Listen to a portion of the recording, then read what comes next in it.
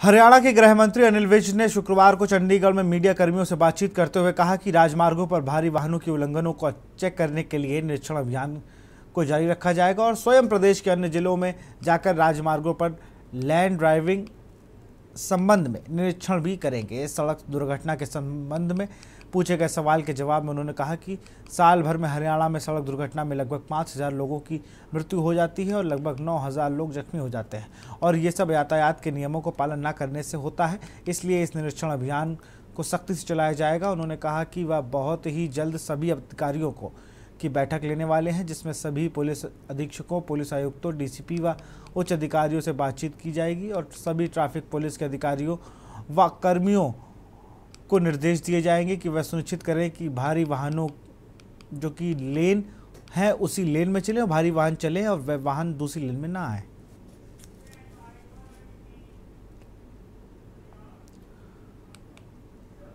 खबर चंडीगढ़ से। हरियाणा के मुख्य सचिव संजीव कौशल ने सेवा के अधिकार अधिनियम के तहत शुरू किए गए आस यानी ऑटो अपील सॉफ्टवेयर के संबंध में समीक्षा करते हुए कहा कि हरियाणा देश के ऐसा पहला राज्य है जिसमें इस तरह का अनूठा सिस्टम शुरू किया है। सेवा का अधिकार अधिनियम के तहत मिलने वाली सेवाओं की समयविधि जानकारी नागरिकों तक पहुंचने व उनके जागरूक करने के लिए यह निर्णय लिया गया है। मुख्य सचिव वीडियो कॉन्फ्रेंसिंग के माध्यम से सेवा का अधिकार अधिनियम के तहत शुरू किए गए आस यानी ऑटो अपील सॉफ्टवेयर के संबंध में समीक्षा बैठक की अध्यक्षता कर रहे थे।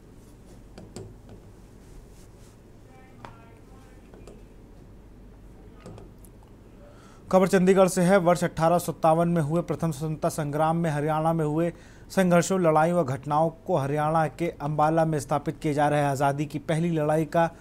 शहीद स्मारक के संग्रहालय में विशेष रूप से प्रदर्शित किया जाएगा। ऐतिहासिक विवरणों को बेहतर रूप से प्रस्तुत व प्रदर्शित किए जाने के लिए दिशा में संग्रहालय को अत्याधुनिक तकनीकों से युक्त बनाया जाएगा। हरियाणा के अंबाला में स्थापित किए जा रहे आज़ादी की पहली लड़ाई का शहीद स्मारक के संग्रहालय में प्रदर्शित किए जाने वाले ऐतिहासिक तथ्यों की पुष्टि के लिए गठित इतिहासकारों की 6 सदस्यों की टीम नई दिल्ली हरियाणा भवन में हुई प्रथम बैठक में गहन विचार विमर्श हुआ है।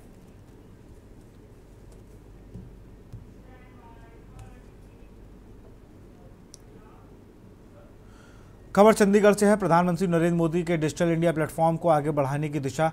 में हरियाणा ने एक और पहल करते हुए पंचकुला में राष्ट्र स्तरीय digital learning education innovation summit का आयोजन कर कोविड के बाद अध्यापन और अध्ययन की सूचना में प्रौद्योगिकी के महत्व के पहलुओं पर चर्चा की है।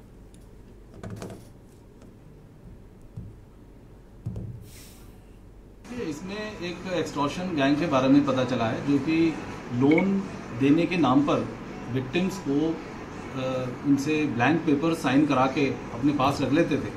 और उसमें अरेस्ट का डर दिखा के उनसे और पैसे एक्सटॉर्शन कर लेते थे। इसके अंदर हमारे कुछ पुलिस विभाग के कर्मचारी भी शामिल हैं। जब हमें ये इसके बारे में पता चला तो डीसीपी साहब ने इसकी एक स्पेशल टीम बना के, जिसके अंदर एसीपी विजय, उनकी जांच में पता चला कि जो संजीव गर्ग जिसने हमें कंप्लेंट दी थी उसने, एक अनिल है, एक नरेंद्र खिलन है, इन लोगों ने। खबर पंचकुला से है, जहां police commissioner Panchkula doctor Hanif Qureshi ने प्रेस कॉन्फ्रेंस करते हुए बताया कि शिकायतकर्ता संजीव गर्ग पुत्र पवन कुमार वासी सेक्टर 4 पंचकुला के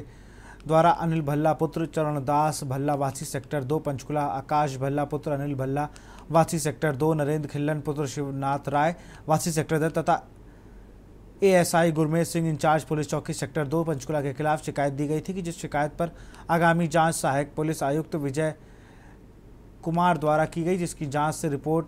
हालात सही पाए जाने पर पंचकुला में मामला दर्ज किया गया। इसमें एक एक्सटॉर्शन गैंग के बारे में पता चला है जो कि लोन देने के नाम पर विक्टिम्स को